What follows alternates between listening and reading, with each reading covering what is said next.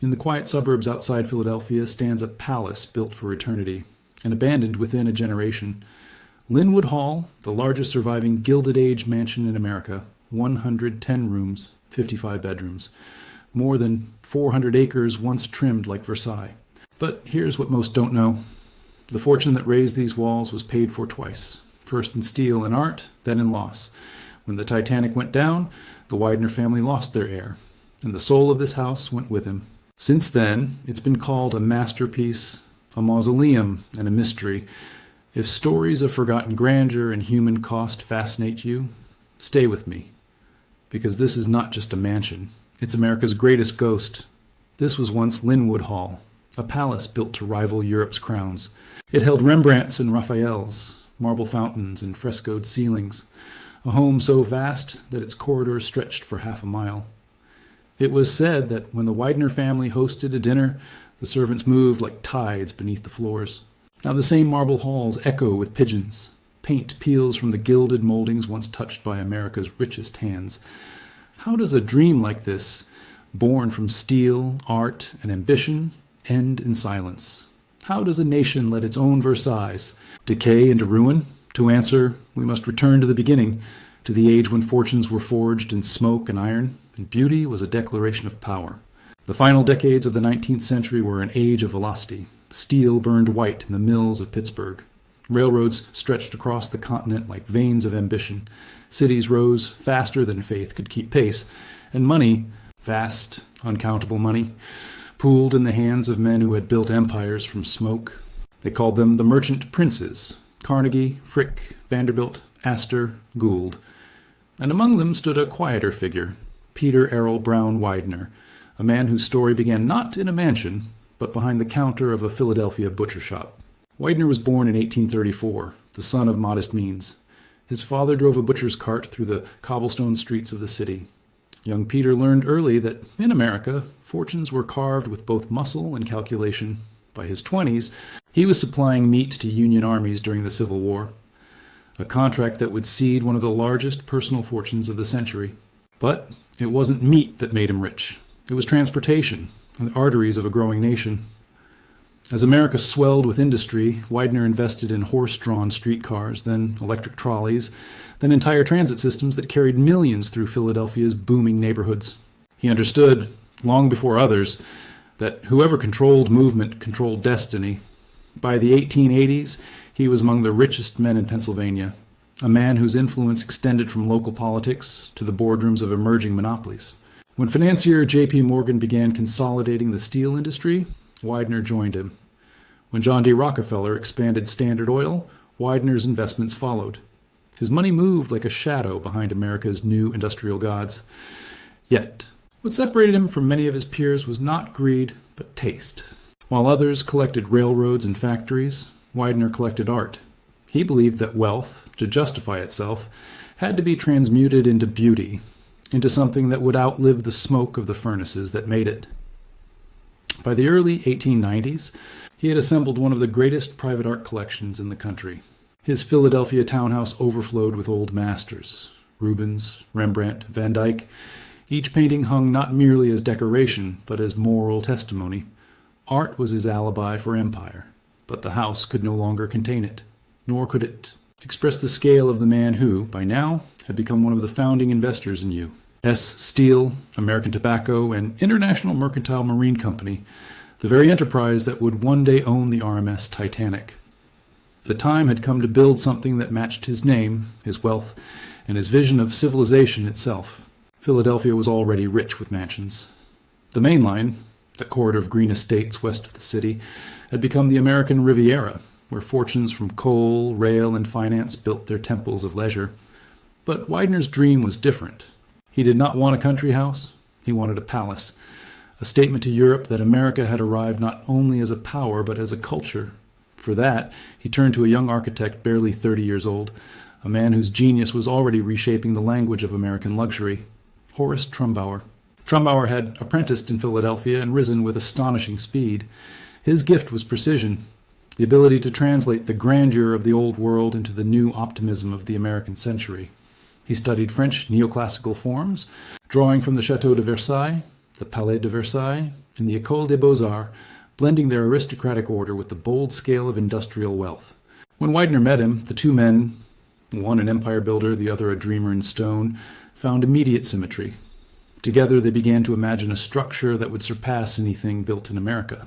A palace of culture rising from 480 acres of rolling farmland in Elkins Park, just north of Philadelphia.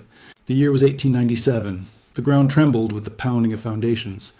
Carved limestone began arriving by train, and slowly, through winter fog, the silhouette of Lynnewood Hall emerged. Not a house, but a proclamation. But before we could step into its marble corridors and see what they built, we must first understand the family who demanded such perfection, and the private hungers that would one day turn this palace into a tomb. The Widener fortune was born of movement, streetcars, railways, and steel, yet the family itself longed for stillness, for permanence. By the turn of the century, Peter Errol Brown Widener had become not just a businessman, but a patriarch, a man who believed civilization could be built within the walls of a home. He was a commanding presence, broad-shouldered, silver-haired, with the heavy dignity of an old-world statesman. Philadelphia newspapers called him the merchant prince of North Broad Street. Behind his formality lay a private austerity. He neither smoked nor drank, and he worked from dawn until the lamps of the city flickered out. His wife, Hannah Josephine Dunton Widener, balanced that gravity with warmth and refinement. Together they raised 3 sons, Harry, George Dunton, and Joseph Early Widener. The family's social world revolved around charity galas, equestrian clubs, and the city's cultural institutions, the Academy of Music, the Union League, and the newly forming Philadelphia Museum of Art. Yet for Peter A.B. Widener, culture was never mere ornament. He saw in it a mirror of moral order, a hierarchy of taste that reflected discipline, restraint, and faith in progress. In Europe, aristocracies had inherited beauty. In America, he would build it. By 1897, as construction began on Lynnewood Hall, the Wideners' status placed them among the first rank of American dynasties. Their allies included Henry Clay Frick, J.P. Morgan, and Andrew Carnegie, men who believed wealth carried an almost sacred duty to civilize the nation through philanthropy. The elder Widener was already endowing hospitals, churches, and libraries across Pennsylvania. But his greatest gift, at least in his own eyes, would be Lynnewood Hall itself, a home that would shelter not only his descendants, but the artistic soul of the Republic. He envisioned its galleries filled with masterpieces of the Flemish Golden Age and the Italian Renaissance, paintings that had once hung in royal collections, now finding sanctuary in the hands of a self-made American. To acquire them, he relied on a trusted advisor, Joseph Duveen, the British art dealer whose name would soon become synonymous with transatlantic cultural migration. Together, Widener and Duveen scoured Europe's estates, purchasing works by Rembrandt, Titian, Raphael, Vermeer, and Van Dyck. By 1905, their acquisitions ranked among the most important private collections in the world, a legacy later rivaled only by Morgan's and Frick's. But while Peter A.B. Widener amassed beauty, he also built expectation. His eldest son, Harry Elkins Widener, represented the family's golden future. Harvard-educated, urbane, a bibliophile who collected rare editions of Shakespeare and Dickens. Harry adored his father, but embodied a softer aesthetic, less the industrial patriarch, more the gentleman scholar. In 1912, he and his father embarked on a journey to Europe to acquire more books and paintings for Lynnewood Hall. They returned, aboard a ship that promised the height of modern luxury and engineering, the RMS Titanic. When the ship struck ice on April 14, 1912, the elder Widener's wife, Eleanor Elkins Widener, survived. Harry did not. Neither did Peter's other son, George Dunton Widener, who remained with him on deck. News reached Philadelphia before dawn. Reporters gathered outside the iron gates of Lynnewood Hall as servants wept openly. The estate, a monument to permanence, became a house of mourning overnight. The tragedy devastated the patriarch, Peter A.B. Widener, already in failing. Health withdrew into seclusion within the mansion's marble halls. He rarely spoke of the loss and never again hosted grand gatherings. In the Great Gallery, the Rembrandts seemed to darken. He died 3 years later in 1915. His surviving son, Joseph E. Widener, inherited both the house and the art, along with the heavy silence that filled it. Joseph was pragmatic where his father had been visionary. He managed the estate efficiently, donated large portions of the collection to public institutions, and focused his passions on thoroughbred horses and racing at Belmont Park. Yet even he recognized that Lynnewood Hall, magnificent as it was, belonged to an era already fading. The family's world, servants, carriages, European tutors, and strict etiquette was dissolving into the modern age. The First World War had ended the illusion of infinite progress. The old aristocratic manners that inspired the mansion's design now seemed ghostly. Still, for a few brief decades, Lynnewood Hall remained a living palace. Dinners were held beneath coffered ceilings. Guests strolled through the conservatories filled with orchids and palms. But beneath the marble calm, time was shifting. The fortune that built it was dispersing into trusts, taxes, and philanthropy. The art was leaving the walls, and as the last echo of the Gilded Age faded from its corridors, the house itself began to take on a strange new life. Less a home, more a symbol. To see what they created, and what that symbol meant, we must walk through the gates, up the marble steps, and into the architecture of ambition itself. The first impression of Lynnewood Hall was not of wealth, but of command. From the moment a visitor passed through the wrought iron gates and up the long approach, the estate revealed itself with deliberate choreography, a triumphal procession in limestone. The facade stood nearly 500 feet long, an unbroken rhythm of Corinthian columns and balustraded terraces. It was not merely a mansion, it was a statement of civilization, an American Versailles set upon the green slopes of Elkins Park. When Horace Trumbauer accepted the commission in 1897, he was just 34, a self-educated architect from modest beginnings, designing for a man who had risen from the same soil. Both men shared an obsession with perfection and an instinct for spectacle. Trumbauer approached the project with almost scientific precision. His model was the Palace of Versailles and the Hôtel du Parc Monceau in Paris, monuments of order, symmetry, and restrained grandeur. But what emerged at Lynnewood was something subtly different. Not a copy of Europe, but a new architectural dialect, Beaux-Arts classicism translated into the American century. The mansion contained 110 rooms and covered more than 70,000 square feet.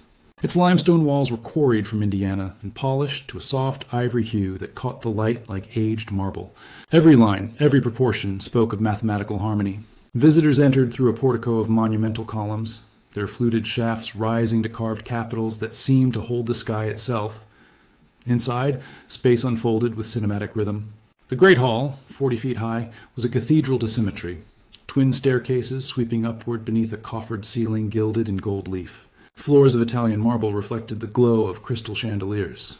Doorways aligned in perfect perspective, drawing the eye through one grand salon after another, until distance itself became a form of theater. In the drawing rooms, French paneling gleamed like honeyed silk. The library smelled of oak and leather, its shelves lined with volumes bound in crimson and gold. The ballroom, said to hold more than 1,000 guests, opened through arched windows onto formal gardens trimmed with precision that rivaled royal estates. Trumbauer's genius lay not only in scale, but in restraint. Where many Gilded Age mansions drowned in ornament, Lynnewood breathed in proportion. Light became the true decoration. The way it fell across marble reliefs, the way it rippled through leaded glass, softening the austerity of empire into something human. Even the servants' quarters, a warren of corridors and dormitories tucked behind the main block, reflected industrial efficiency. Beneath the floors ran a network of mechanical systems, steam heat, electricity, and telephones, cutting-edge luxuries at the dawn of the 20th century. The house was as modern as it was monumental, a synthesis of classical form and mechanical progress. Beyond the main structure, the estate expanded into a world of its own. There were stables designed like miniature temples, greenhouses filled with tropical flora, and a carriage house larger than most urban mansions. Landscape terraces descended toward reflecting pools, where sculptures of mythic figures stood among roses and clipped boxwood. From the highest balcony, the city of Philadelphia shimmered on the horizon like a distant idea, a reminder of where it had all begun. For the Wideners, this view was symbolic. The estate's elevated position signified transcendence, the family's climb from commerce to culture, from the noise of markets to the silence of art. Each stone seemed to whisper that success was not merely measured in dollars, but in legacy. Yet even in its perfection, Lynnewood Hall carried a subtle tension. Beneath the surface order lay the unease of ambition, the fear that beauty might still not be enough to secure immortality. The house's neoclassical serenity concealed the restlessness of a nation still proving itself to history. And so, every wall, every column, every measured proportion was an argument, a plea for permanence in a world that refused to stand still. But the true revelation of Lynnewood Hall was still to come, for behind its facade lay something even more astonishing, a private museum that turned domestic space into a temple of art. Inside Lynnewood Hall, silence was never empty. It was curated. Every wall, every ray of light, was arranged to honor the masterpieces that filled its rooms. The mansion was not built around the family, it was built around art. Visitors often described the experience as stepping into a European gallery transposed to American soil. The central gallery, stretching more than 100 feet, was a procession of genius. Rembrandt's The Mill, Raphael's Small Copper Madonna, Vermeer's Lady with a Lute, and Van Dyck's noble portraits lined the walls. Gold frames caught the lamplight like halos. Beneath them, Persian carpets muted footsteps, as if reverence required quiet. These were not mere acquisitions. They were trophies of civilization. In an age when industrial wealth was often derided as vulgar, the Widener collection became proof that America could produce not only magnates but patrons. Art was moral capital, a visible redemption of money's sins. To house it, architect Horace Trumbauer designed rooms that balanced intimacy with awe. The picture gallery, with its barrel-vaulted ceiling, was modeled on the Louvre's Salon Carré. The lighting, entirely electric, still a novelty in the 1890s, was engineered to imitate the soft glow of northern daylight, illuminating pigments without glare. Every room followed a subtle hierarchy of tone and material. The music room was paneled in Circassian walnut. The dining room, in carved oak imported from England. The morning room, done in pale cream and gilt, opened onto the terrace gardens where sunlight spilled through tall French windows onto marble floors. Even the smoking room, with its deep leather chairs and mahogany paneling, had the measured dignity of a gentleman's club in Mayfair. Above the ground floor rose the family's private apartments, suites of restrained elegance rather than flamboyance. Peter A.B. Widener preferred the language of discipline, polished brass fittings, fine but durable fabrics, and order so precise that even the servants' bells were tuned to distinct tones for each room. But it was in the chapel, a small, domed space at the heart of the mansion, that the architecture reached a quiet perfection. There, filtered light fell through stained glass designed by Louis Comfort Tiffany, painting the marble floor in tones of sapphire and gold. For Widener, this chapel symbolized the moral justification of his fortune. Faith transformed into architecture. Outside, the gardens extended Trumbauer's neoclassical order into nature. Terraces descended in geometric precision. Balustrades overlooked lawns patterned with parterres. A reflecting pool mirrored the facade, doubling its illusion of eternity. On calm days, the water lay so still it seemed the house floated upon its own reflection, a dream anchored in symmetry. In total, the estate cost nearly $8 million, an astronomical sum at the turn of the century, equivalent to more than $250 million today. Yet every dollar was spent in service of an ideal. To prove that the New World could rival the cultural maturity of the Old, Lynnewood Hall was not alone in this ambition. Across America, the newly wealthy were building temples to refinement. The Breakers in Newport, Biltmore in North Carolina, Vizcaya in Miami. But none equaled Lynnewood's fusion of scholarship and scale. Others displayed wealth. Widener displayed civilization. It was said that when guests arrived for dinner, they passed through galleries lined with centuries of genius, from Titian's luminous nudes to Gainsborough's portraits of vanished grace. Conversation often paused in mid-sentence as visitors confronted the sheer gravity of history on the walls. To dine at Lynnewood was to be reminded that luxury had ancestors. Yet, for all its magnificence, there was something curiously solemn about the house.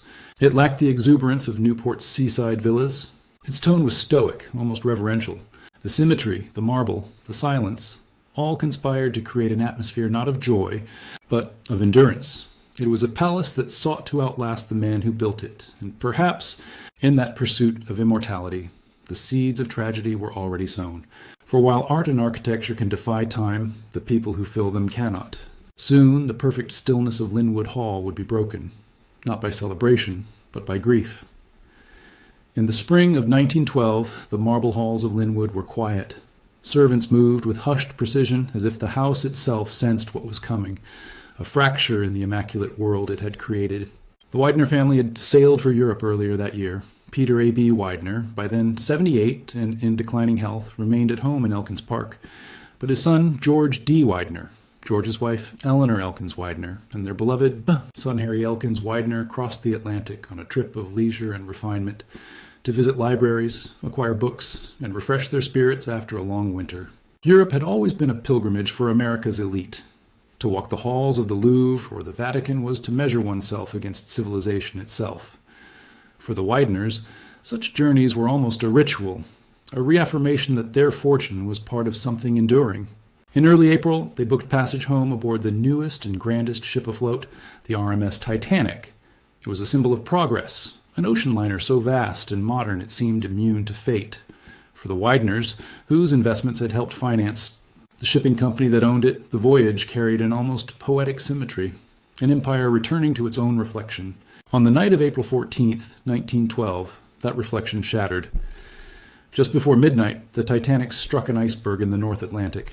The collision tore open the hull below the waterline, flooding compartments faster than any human hand could seal them.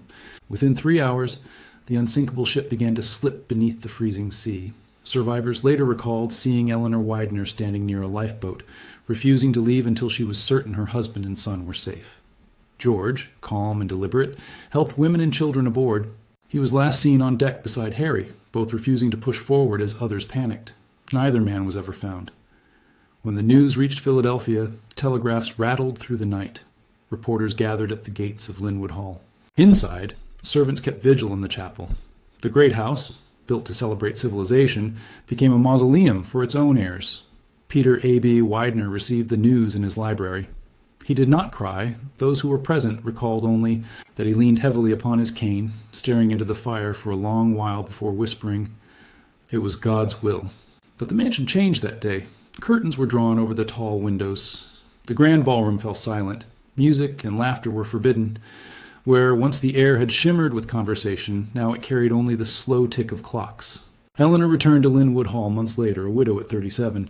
Her strength astonished those around her. She continued her philanthropic work and eventually endowed Harvard University's Widener Library in memory of her son, Harry, a gift that remains one of the great monuments to learning in America. But within the estate itself, time seemed to lose its rhythm. Peter A.B. Widener rarely left his rooms. His health declined rapidly, and he withdrew into a world of servants' footsteps and fading daylight.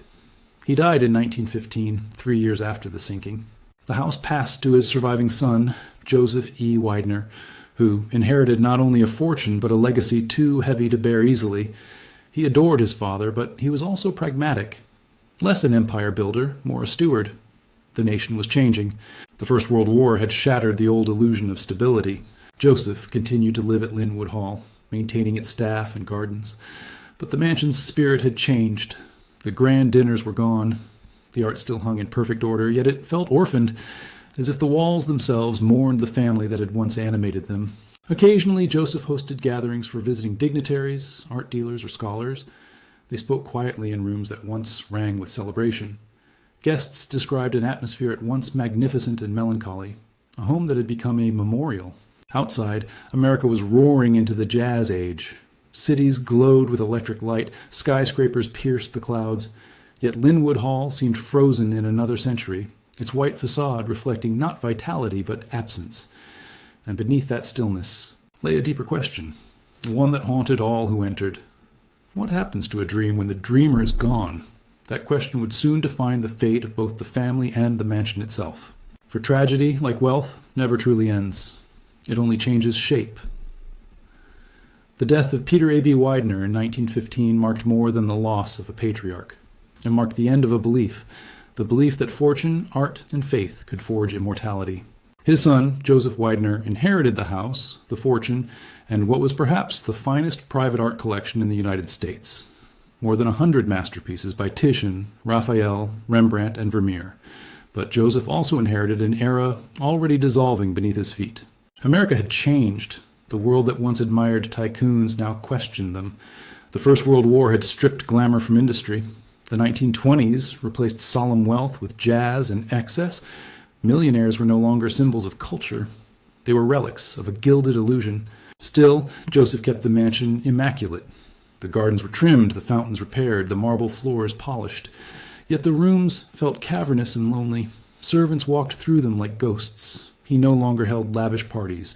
Instead, he spent evenings in the music room, seated beneath portraits of ancestors, playing Bach on the same grand piano that had once echoed during the Titanic years. The chandeliers flickered in the candlelight, their crystals trembling with each faint chord. Visitors noticed that Joseph seemed both proud and burdened, a man surrounded by treasure yet imprisoned by it. He could not abandon the past without betraying it, but he could not live within it without suffocating.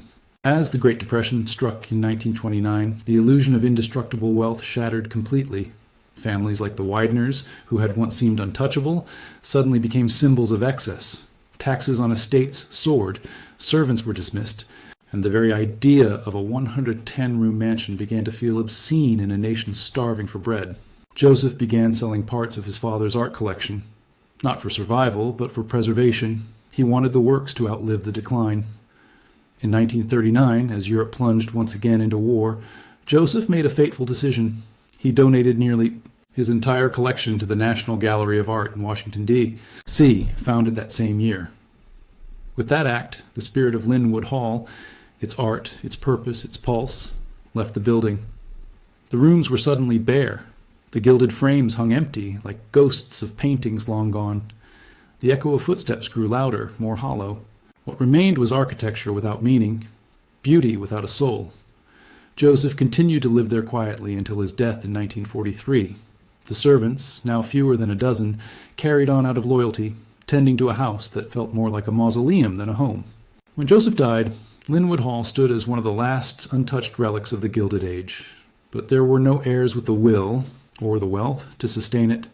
The property was eventually sold, its contents auctioned, its grounds divided.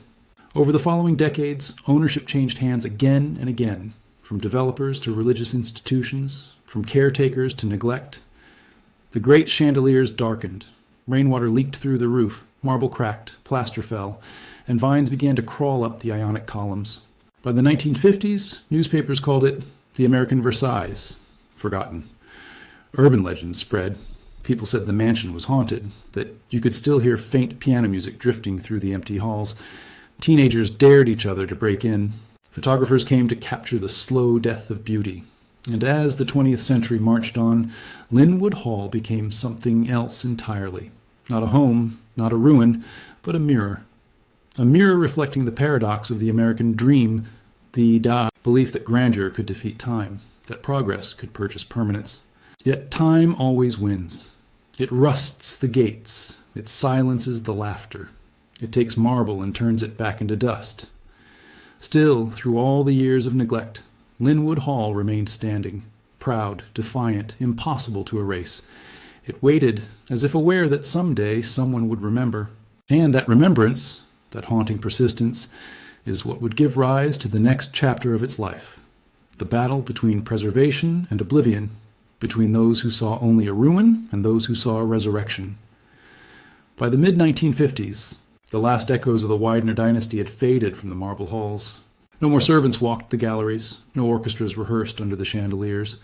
The gardens, once pruned to geometric perfection, grew wild, swallowing their own fountains. For decades, Lynnewood Hall sat on the edge of Elkins Park, a silent contradiction, a Versailles among tract houses, a relic facing a world that had outgrown its gods. Its 110 rooms, 55 bedrooms, and 31 bathrooms were now too vast for any private owner. Developers eyed it as an opportunity. Churches imagined it as a seminary. Preservationists argued it should become a museum. None had the funds or the endurance.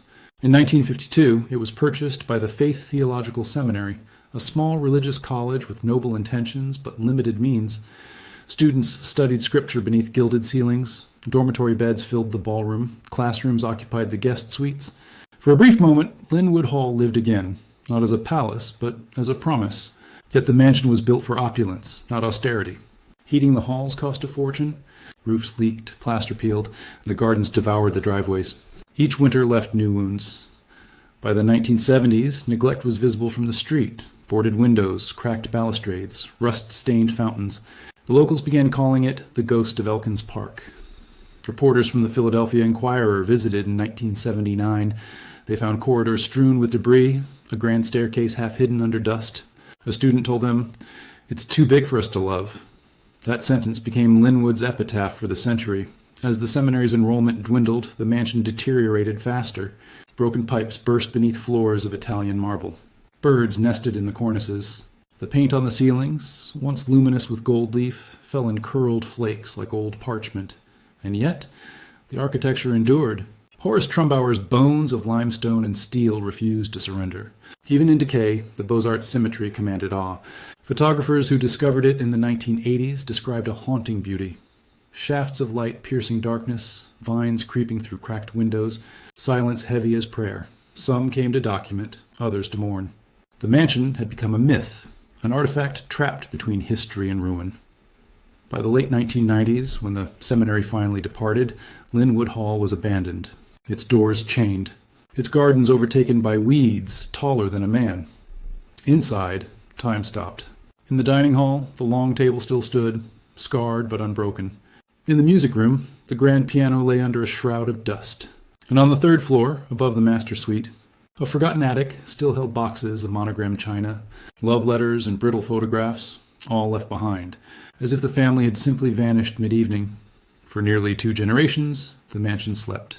Children in the neighborhood told stories about it, that it was cursed, that it held secret tunnels, that a woman in white walked its halls at night. But beneath the myths lay something simpler, the sorrow of watching a civilization's masterpiece decay in plain sight. Every flake of paint, every cracked pane of glass was a quiet reminder of what America had once built and then abandoned. Yet, even as the roof sagged and the windows wept, Lynnewood Hall refused to die. It endured storms, vandalism, theft, and decades of silence. And in that endurance, it became more than a ruin. It became a question: who decides what beauty is worth saving? And what does a forgotten palace say about the country that built it? As the new millennium dawned, that question would finally find an answer, not from the Wideners, not from the state, but from ordinary people who believed that the house still mattered. The new century arrived like light seeping under a locked door. For decades, Lynnewood Hall had been shuttered and still, a secret hidden behind rusted gates and overgrown hedges. But the internet changed everything. Photographers, historians, and urban explorers began sharing images of the mansion online, wide, desolate shots of its decaying grandeur. The images were haunting, sunlight spilling through shattered windows, marble floors veiled in dust, vines embracing Corinthian columns. Each photo carried the same unspoken message: look what we've lost. Among those who saw them were architects, historians, and preservationists who refused to look away. They recognized Trumbauer's signature in every line of symmetry, every arch and pilaster. This wasn't just another old building. It was one of the last surviving Beaux-Arts masterpieces of America's Gilded Age, and it was dying in slow motion. The Faith Theological Seminary still technically owned the property, but by the early 2000s it was drowning in debt. Plans were proposed to sell the land, to subdivide it, even to demolish it for housing. Each time, preservationists rallied. Local historians wrote essays. Students filmed short documentaries. The mansion became a cause, a rallying cry for those who believed architecture was a language worth saving. Then came the explorers.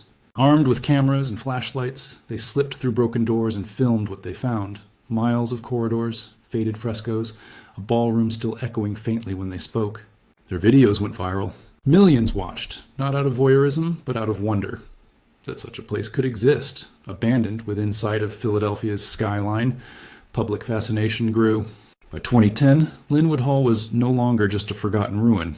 It had become a symbol of American excess, yes, but also of American neglect, and of a strange hope that beauty might still return. In 2014, when the Lynnewood Hall Preservation Foundation was formed, it marked a turning point. Their mission was simple: to document, protect, and one day restore the estate. They raised awareness through tours, lectures, and digital campaigns. Architects revisited Trumbauer's blueprints. Conservators studied what could still be saved, yet the task was overwhelming. The house needed millions in repairs: roofing, wiring, heating, structural reinforcement. For decades, rainwater had seeped through the cornices, eroding plaster and wood alike. Entire sections were unsafe to walk through. Still, the foundation pressed on. Volunteers mapped every room, cataloged every molding and mantel. Drone footage revealed the mansion's breathtaking symmetry from above, a geometry of fading perfection.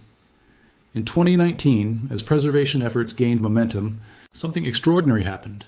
A new owner stepped forward, one who saw not a ruin, but a responsibility. He envisioned Lynnewood Hall as more than a restoration project.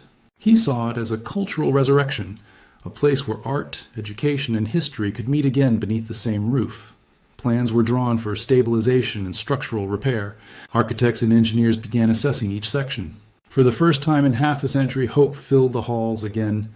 By the late 2010s, the mansion had re-entered the national conversation. Documentaries featured it. Preservation magazines called it the last great Gilded Age estate still waiting for redemption. And when workers finally began clearing debris, sweeping marble floors, and letting sunlight through the great windows again, it felt less like a renovation and more like a resurrection. The ghost had begun to wake. Still, one truth remained. Beauty could return, but time could not. Every inch of Lynnewood Hall bore the scars of neglect, each crack a record of a century's silence. And so, as the scaffolding rose and the gardens were cleared, a new question began to form, not just for Elkins Park, but for America itself. Can a nation that once abandoned its own Versailles truly learn to preserve its past? That question, fragile, urgent, unresolved, carried Lynnewood Hall into the modern age, and with it came a new generation who would not only remember the house, but fight for its soul. The first sound to break the stillness was not music. It was the scrape of a ladder against stone. After nearly 70 years of neglect, Lynnewood Hall was waking up. Workers stepped carefully across floors once trodden by presidents and pianists. The air smelled of damp wood and dusted plaster. Through the shattered skylight, a beam of morning light cut. Across the grand staircase, the same staircase that had once introduced debutantes in silk and now awaited carpenters in denim, the new custodians of Lynnewood understood what they had inherited. Not a house, but a national memory on the brink of disappearance. Their task was monumental. Every column, every cornice, every hand-carved balustrade demanded attention. The limestone facade needed cleaning and repair. The roof, warped and perforated, required total replacement. Inside, delicate plaster medallions, chipped from decades of leaks, had to be replicated by hand using 19th century techniques.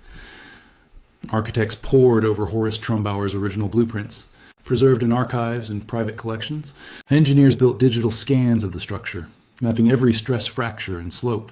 The restoration would be not only physical, but philosophical, a question of how to revive a mansion without erasing its scars. The first phase focused on stabilization. Gutters were cleared, support beams reinforced, mold removed from paneling that once glowed with mahogany sheen. The great iron gates, long frozen in place, were sanded and restored, their fleur-de-lis tips gleaming once more. Outside, volunteers began taming the grounds. Decades of overgrowth were trimmed back to reveal sight lines not seen since the 1930s, the long axial view from the front portico down the sloping lawn toward the reflecting pool. When sunlight touched the limestone again, neighbors stopped their cars to stare. Preservationists called the project an act of national empathy. To restore Lynnewood was not merely to rebuild a house, but to acknowledge a century's neglect and begin, quietly, to make amends. Yet restoration was not romantic work. It was grueling, expensive, and slow. Rain seeped through unfinished sections. Scaffolding filled entire rooms. Every newly uncovered detail revealed another hidden wound. Beneath one collapsed ceiling, restorers discovered fragments of fresco, cherubs and gilded scrolls long forgotten. Beneath a rotted floorboard, an old envelope, embossed with the Widener crest, dated 1913. Each find felt like a whisper from the house itself, a reminder that it still remembered who it had been. The restoration team chose to preserve these imperfections deliberately. They did not wish to polish Lynnewood back into illusion. Instead, they sought to balance elegance with evidence, to let the cracks speak, to let history remain visible beneath the varnish. As scaffolds rose around the south facade, the mansion's image began circulating once more online, not as ruin photography, but as rebirth. Time-lapse videos showed the limestone bleaching from gray to cream, the windows glowing again at dusk. Viewers across the world followed the updates, donating small amounts, $5 here, $20 there, to keep the effort alive.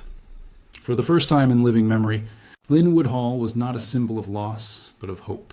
It stood as proof that beauty, even abandoned, could still find guardians. Still, much work lay ahead. Interior restoration, plumbing, electrics, climate control. The practical miracles required to bring a 19th century palace into the 21st century without losing its soul.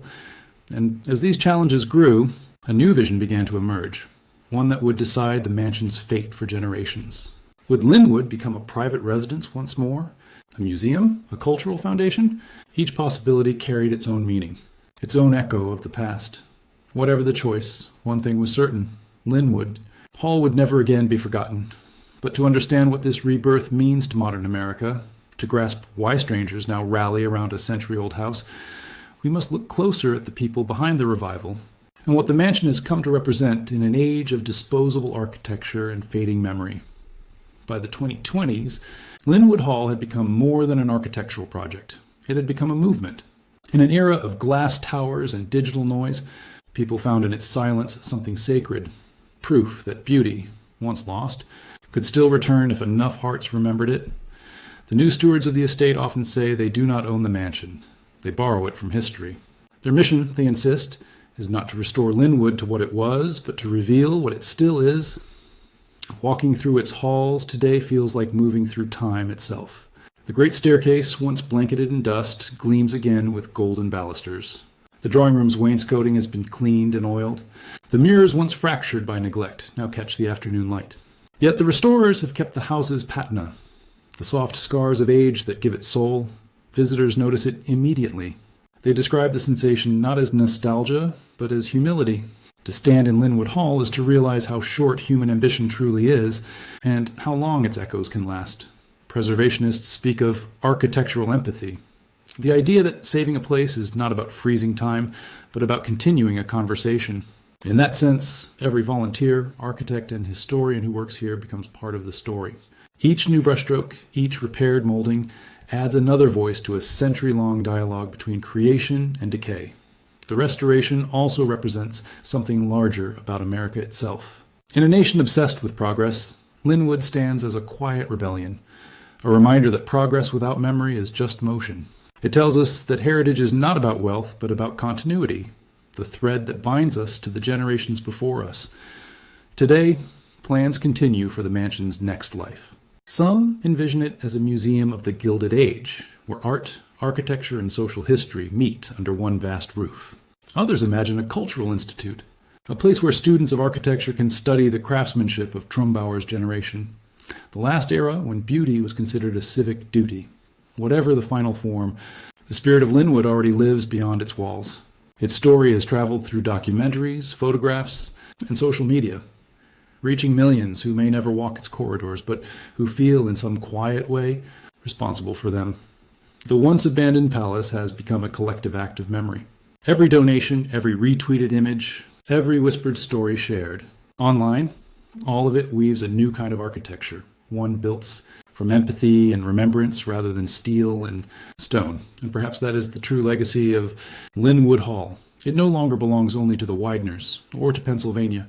It belongs to everyone who believes that beauty is a form of truth, and that truth is worth preserving. Outside, the lawns are green again. The fountains ripple. The grand facade faces the morning with quiet dignity. Inside, workers still climb scaffolds, still paint, still repair.